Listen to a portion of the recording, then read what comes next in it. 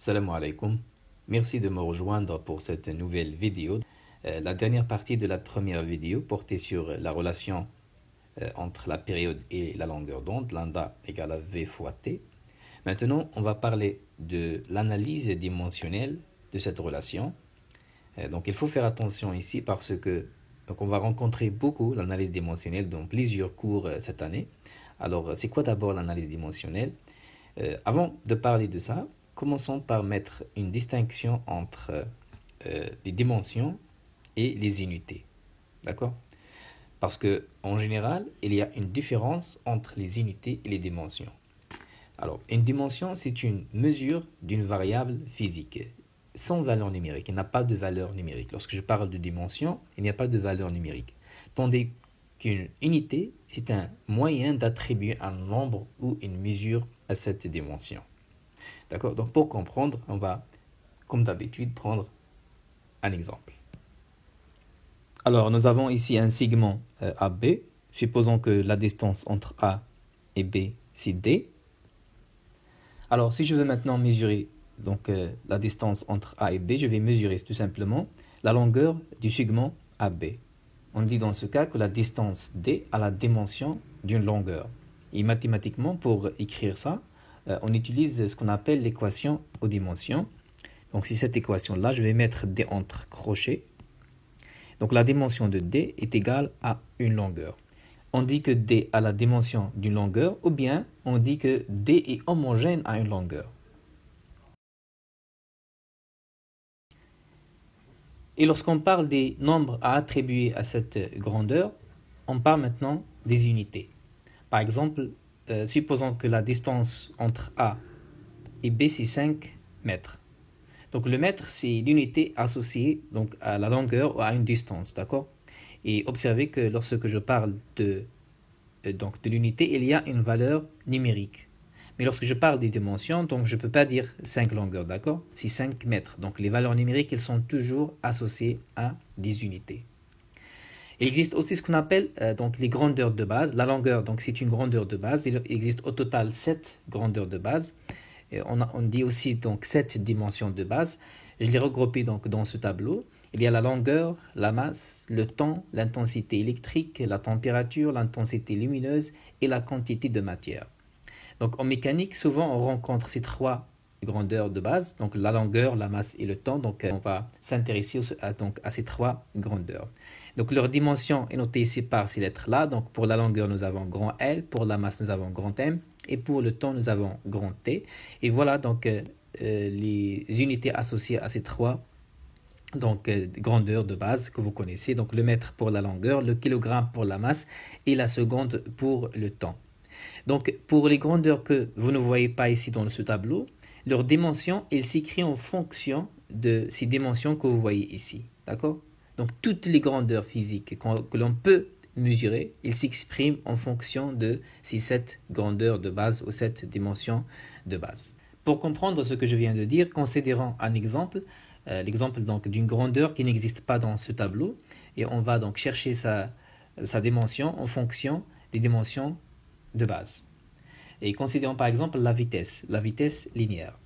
Alors, on sait que la vitesse il a comme unité le mètre par seconde. Et donc, comme nous avons dit, le mètre, c'est l'unité associée donc, à une longueur, tandis que l'unité de la seconde est associée à un temps. Donc, la dimension que nous avons vue ici pour la seconde, c'est le temps. D'accord? Et pour le mètre, donc, c'est la longueur. Donc, la dimension de V, de la vitesse, c'est une longueur fois un temps moins 1. Donc, puisque la seconde ici est dans le dénominateur, donc c'est T moins 1. D'accord? Donc, voici la dimension de la vitesse en fonction des dimensions de base. Bien sûr, on peut aussi utiliser la définition de la vitesse. On sait que la vitesse, c'est le rapport entre la distance parcourue et le temps pour parcourir cette distance. Ou bien, donc, c'est la dérivée par rapport au temps de la position. Et on sait que la position, c'est une longueur. Et donc, la dimension de V, c'est la dimension de X divisée par la dimension de T. Et comme j'ai dit, la dimension de X, c'est une longueur, donc c'est L. La dimension du temps, c'est T, donc c'est L fois T moins 1. Donc c'est ce que j'ai écrit ici. D'accord? Donc voici la dimension de la vitesse. Alors cette dimension-là pour la vitesse, c'est une dimension unique. Ça veut dire quoi? Ça veut dire que la vitesse, elle aura toujours cette dimension-là. Donc ça, il ne change pas. Tandis que pour l'unité, je peux utiliser le mètre par seconde, le kilomètre par exemple par heure, le kilomètre par minute, donc ça dépend. Parce que les unités, elles sont des conventions. Donc, par exemple, lorsque j'ai dit que le mètre, c'est donc l'unité de la distance dans le système international,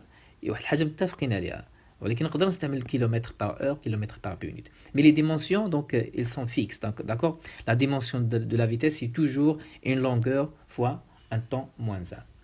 Donc maintenant, c'est quoi l'intérêt de cette analyse dimensionnelle? Pourquoi on a besoin de faire cette analyse dimensionnelle? Pour comprendre ça, prenons un exemple. Soit G1 et G2, deux grandeurs physiques. On ne peut pas écrire G1 plus G2 ou G1 moins G2 ou G1 égale à G2 que si elles ont la même dimension. D'accord? Si G1 et G2, elles ont des dimensions différentes, je ne peux pas l'écrire. Si G1 est une vitesse et G2 c'est une distance, je ne peux pas faire la somme. Je ne peux pas faire la soustraction. Donc il n'a aucun sens en physique. D'accord? Je ne peux pas écrire qu'une vitesse égale à une distance. Il n'a aucun sens en physique. Ils doivent avoir la même dimension. Et donc, revenons maintenant à notre cours. Donc, on veut faire l'analyse dimensionnelle de l'équation lambda égale à V fois T. Donc, on veut tout simplement vérifier que la dimension de ce qui est à droite égale à la dimension de ce qui est à gauche. D'accord? La dimension de lambda égale la dimension de V fois T. D'accord? Ça veut dire qu'on va justifier l'équation lambda égale à V fois T à l'aide d'une équation aux dimensions dans laquelle on considère l'unité de chaque terme pour vérifier que cette équation-là est homogène. Commençons par la longueur d'onde. Donc l'unité de la longueur d'onde, c'est le mètre, et donc elle est homogène avec une longueur. D'accord? Donc la dimension de la longueur d'onde, c'est une longueur. Pour donc la vitesse, disons la célérité de propagation, elle a comme unité le mètre par seconde. Donc c'est comme la vitesse linéaire, donc l'exemple que je viens de donner. Et donc on sait que la dimension d'une vitesse, c'est donc une longueur fois un temps moins 1. Pour la période, donc le dernier terme dans cette équation, elle a comme unité la seconde et donc elle est conforme, elle est homogène avec un temps. Donc la dimension, c'est un temps. Donc en physique, nous avons toujours le problème avec les notations. Donc ici, T, c'est la période, ici, T, c'est le temps. D'accord? Alors, donc maintenant, comme j'ai dit en physique, les deux membres d'une égalité, elles doivent avoir la même dimension. Donc, pour V fois T, donc nous avons un produit entre donc deux grandeurs physiques. Donc, pour les dimensions, c'est aussi donc, le produit entre les dimensions. D'accord? Donc, ici, pour la dimension de V fois T, c'est le produit entre les dimensions. Pour V, nous avons L fois T moins 1. Pour T, donc, c'est T. Donc, on va simplifier T moins 1 avec T. Il nous reste finalement L. Et remarquez ici que donc, le membre de droite, V fois T, il a comme dimension une longueur. Et le membre de gauche, la longueur d'onde, il a comme dimension une longueur. Et donc, on dit que cette équation-là est homogène. D'accord? Donc, dans le cas contraire, si nous avions une équation qui n'est pas homogène du point de vue dimension, cette équation-là est obligatoirement fausse. D'accord?